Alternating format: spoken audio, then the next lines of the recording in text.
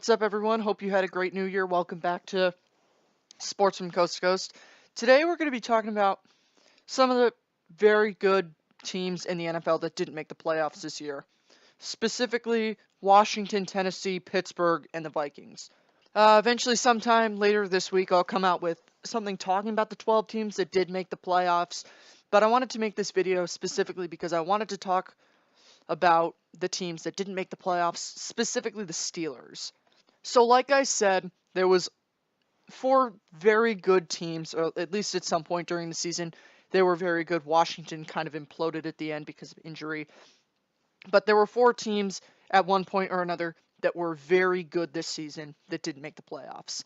And I say very good as in their rosters were very good. Sometimes they didn't play very good, but that's different than just not being good at all. So you have Tennessee, Washington, Minnesota, and the Steelers. And there's reasons why each of these teams didn't make the playoffs. And for Tennessee, it's very simple. There's always a team every year that is good enough to be in the playoffs, but there are just 6 teams that are better than them.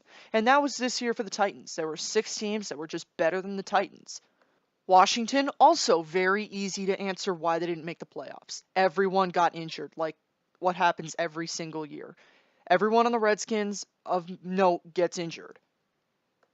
Minnesota, what happened with the Vikings? Kirk Cousins is their quarterback.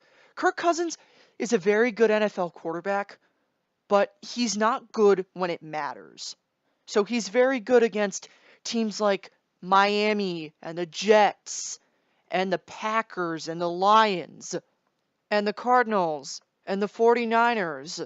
But then against teams like the Bears and the Rams and the Seattle Seahawks and the New England Patriots and the Saints. I know they beat the Eagles, but that was before Nick Foles took over. Against playoff teams, he won 1 game against a playoff team. So we know his record against teams. That stat's been thrown around all this entire year. His record against teams that are 500, how he has won 5 games in prime time. That's been beaten to death. You know, before I go in depth on the Pittsburgh Steelers and the Minnesota Vikings are a very similar team. They both have very good quarterbacks. Now, Ben Roethlisberger is a better quarterback than Kirk Cousins, but not at this point. Kirk Cousins and Ben Roethlisberger are very similar at this point. Ben Roethlisberger is a Hall of Famer.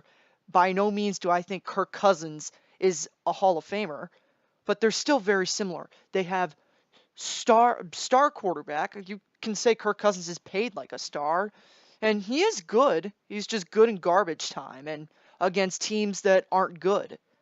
They have 2 star wide receivers. The Pittsburgh Steelers have AB and Juju Smith-Schuster. The Vikings have Stephon Diggs and Adam Thielen. They have very good running backs. Pittsburgh Steelers have James Conner and Jalen Samuels. Vikings have Dalvin Cook and Latavius Murray. They both have a good tight end. Kyle Rudolph's better than Vance McDonald, but they're both good. They have stars on defense. Their kicking game's a little bit subject, but the Vikings and the Steelers are relatively the same team. The Vikings are the Pittsburgh Steelers of the NFC, and without the success. So how could these 2 ultra-talented teams miss the playoffs? Well, I mean, I said it earlier, the Vikings, because they have Kirk Cousins, and Kirk Cousins made the playoffs once, but in 2 occasions when he's had a play-in game, win and you're in, he's been terrible. And the year that they made the playoffs, they were 9-7, when the NFC East was terrible. So now let's go to the Pittsburgh Steelers. You can look at the very, very simple reason why they didn't make the playoffs, because they lost to the Raiders. And they blew a 16-point lead. They blew a 16-point lead at home against the Chargers. And Ben Roethlisberger threw an interception on the goal line against the Denver Broncos. And they tied the Cleveland Browns. They win any one of those games, and they're in. But this has really been a lost season for the Pittsburgh Steelers. And you know, every great player, organization, whatever, has a lost season. The New England Patriots had a lost season when Tom Brady tore his ACL. Michael Jordan and the Bulls had lost seasons. Michael Jordan's lost season was when he broke his leg, and the Bulls' lost season was when Michael Jordan went to go play baseball. But this whole thing isn't about the Pittsburgh Steelers losing some games. It is about the Steelers losing some games, but the reality is that the Pittsburgh Steelers the entire season, they basically been there's a reason why I called them in the beginning of the season, and I'm not sure if I did this on video or not, but throughout the season I called them the Ringling Brothers and Pittsburgh Steelers Circus because they were a circus throughout the year. And they had those two bad games in the beginning of the season. They tied Cleveland and they lost to Kansas City. And then week 4, they lost to the Ravens. And then they got the Le'Veon Bell situation out of the way. And it looked like all the drama was gone. And then they ran into that tough stretch. They lost against the Broncos. They lost against the Chargers. And they lost against the Raiders. And you have Mike Tomlin clashing with Big Ben and Antonio Brown and his antics. I mean, this team is so talented, but they're addicted to drama. It's like a high school. And they lost 4 of their last 6 games, and that Week 17 win against the Bengals didn't really matter because the win didn't produce the result they wanted. And they're not going to, the fans are going to either blame Mike Tomlin or they're going to say we missed the playoffs because of the horrible officiating calls in the game against the New Orleans Saints. But here's the concept. You shouldn't have to have your season depend on winning a tough game in the Superdome, which no one is ever able to do. You should beat the team that's trying to get the number 1 overall pick in the draft, Oakland. You shouldn't blow a 16-point lead at home to the Chargers. You shouldn't lose to the Denver Broncos. And now Antonio Brown wants to trade away from this team. It's a disaster.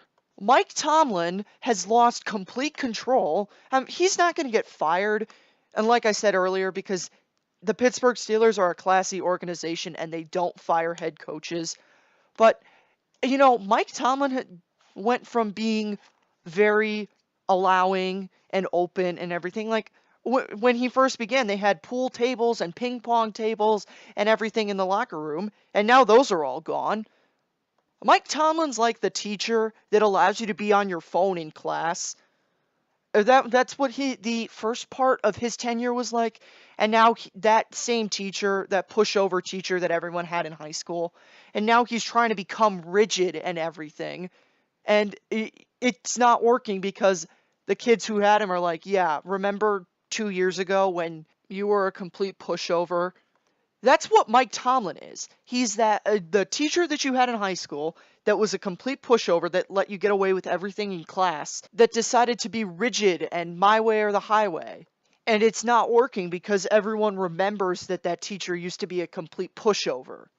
I mean, it's unacceptable when you have Antonio Brown, who's a grown-up, throwing stuff at another grown-up, Ben Roethlisberger. This isn't stuff that happens in organizations that are winning. This crap wouldn't be put up with in a Bill Belichick locker room or an Andy Reid locker room. It's all right to be noisy and political and everything. Like, politics used to be discouraged in sports teams, but now with the times and everything, you can't really restrict that. It's okay to be like that, but when it detracts from the on-field performance, that's when it becomes a problem.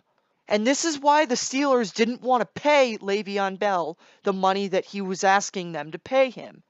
And now you got to be thinking that the Steelers are probably thinking that, gee, we screwed up when we gave Antonio Brown this contract, because now they're stuck with him. Now he wants to go, and he's detracting from the team's performance, and he's more of a distraction than anything else. Now you can't trade him, because if you trade him, then you'll have $21 million in dead money on the cap. And this is the problem the New York Giants are going to have with Odell Beckham Jr. Antonio Brown and Odell Beckham Jr. are the same kind of player. Ultra talented, very needy, and once you give them money, good luck trying to reel them back in. You couple that with the fact that Ben Roethlisberger is a quarterback who never takes responsibility for anything. He threw that interception. He blamed Antonio Brown for not being open. That's not on Antonio Brown. So Ben Roethlisberger needs to be a grown-up too. There's so much drama and organizational infighting and everything on the Pittsburgh Steelers. It's a joke. It's a circus. And to describe a Pittsburgh Steelers locker room or a Pittsburgh Steelers team like this is unbelievable, because the Pittsburgh Steelers are one of the classy organizations. And the fact that you have this in a locker room, it's just not like the Pittsburgh Steelers. The Pittsburgh Steelers are also like, and I'm not trying to get like super political or anything like that. I'm just giving facts. They're like the Donald Trump White House. There's people in the Donald Trump White House that don't want to be in it anymore, and there's people who used to be in it that are calling out the Donald Trump White House, and there's infighting and Donald Trump calling people out on Twitter and everything. This is exactly what the Pittsburgh Steelers are. Le'Veon Bell doesn't want to be part of the organization. Antonio Brown doesn't want to be part of the organization. You got former Steelers like James Harrison who are calling out people like Ben Roethlisberger and Antonio Brown. This is like a Cincinnati Bengals locker room, not a Pittsburgh Steelers locker room. If you said this about the Browns or the Bengals or any of the other historically dysfunctional teams in the NFL, then it would be understandable. But this isn't like the Pittsburgh Steelers. And they wasted this year of Ben Roethlisberger, because Ben Roethlisberger's not getting any younger. Yeah, you drafted Mason Rudolph, but Ben Roethlisberger's not ever going to let him play.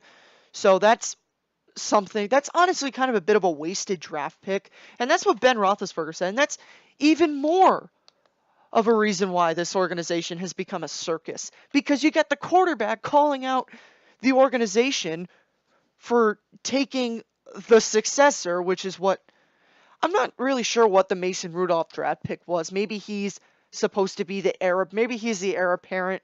Maybe he's just the insurance policy. I don't know. He probably is the heir apparent, but Ben Roethlisberger's not going to let him anywhere near the field anytime soon. So this next year, if this happens again, Mike Tomlin probably is going to get fired. I would agree with that. I don't agree with firing him this year. Give him one more year. If this happens again, throw him on the street.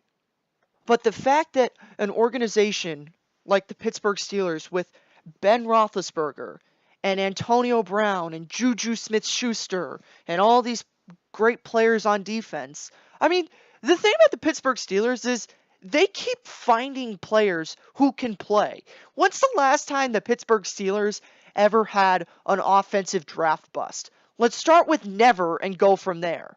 I mean, Le'Veon Bell says he doesn't want to play anymore. Okay, we got James Conner. James Conner gets injured. Okay, we got Jalen Samuels.